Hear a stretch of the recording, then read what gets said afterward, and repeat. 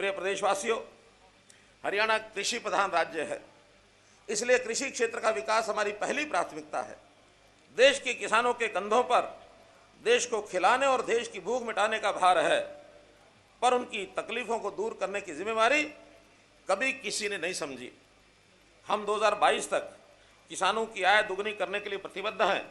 इस दिशा में हाल ही में केंद्र सरकार ने जो 3 ऐतिहासिक कदम उठाए हैं, हमने इससे 74 साल के बाद ये आज़ादी किसानों के लिए भी आज़ादी होगी।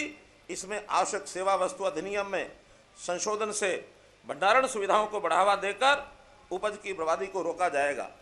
इसी प्रकार कृषि उपज वाणिज्य और व्यापार अध्यादेश और मूल्य आश्वासन पर किसान समझौता और कृषि सेवा अध्यादेश से किसान अपनी पसंद की मंडी और बाजार में फसल बेचने और कॉन्ट्रैक्ट फार्मिंग करने में सक्षम हो गया है। किसान जिसे चाहे फसल बेच सकता है, वही उसने है तो बेचेगा भी वही और बेहतर दाम में बेचेगा। मैं इन सभी कदमों का स्वागत करता हूं। इसी दिशा में हमने हरियाणा में कृषि को जोखिम मुक्त और उपज की बिक्री को सरल बनाने के लिए मेरी फसल मेरा ब्यौरा पोर्टल ये शुरू किया है।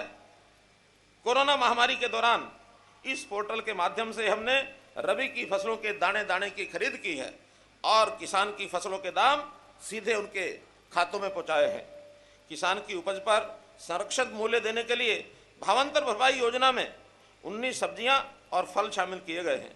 पशुपालन को बढ़ावा देने के लिए किसान क्रेडिट कार्ड की तर्ज पर पशुधन क्रेडिट कार्ड ये योजना शुरू की गई है। आप जानते हैं कि खेती के लिए पानी एक महती आवश्यकता होती है और लेकिन हमारा दायित्व है कि हम कम से कम पानी का उपयोग करें ताकि आने वाली पीढ़ियों के लिए भी पर्याप्त मात्रा में पानी उपलब्ध हो। हमने धान का रकबा कम करने व कम पानी से उगने वाली फसलों को बढ़ावा देने के लिए मेरा पानी मेरी विरासत ये योजना लागू की और इसके तहत किसानों को 7,000 रुपया प्रति एकड़ की वित्तीय सहायता ये दी जाएगी। कोई कुछ भी कहता रहे, अलग अलग हिसाब से इसे धानबंदी का नाम देकर चाहे राजनीति करता रहे, लेकिन हमने ये संकल्प किसानों और उनकी आने वाली पीढ़ियों के भविष्य को बचाने के लिए लिया है। हम इसे उनकी सहमति से ही पूरा भी करेंगे। हमने सिंचाई के लिए कई अन्य महत्वाकांक्षी ये योजनाएं बनाई हैं।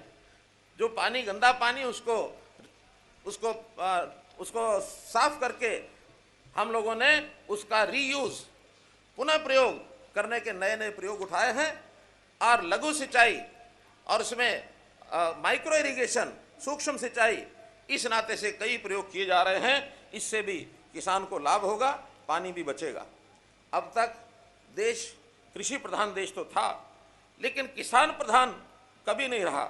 अब किसान प्रधान भी होगा और उसका सम्मान भी होगा।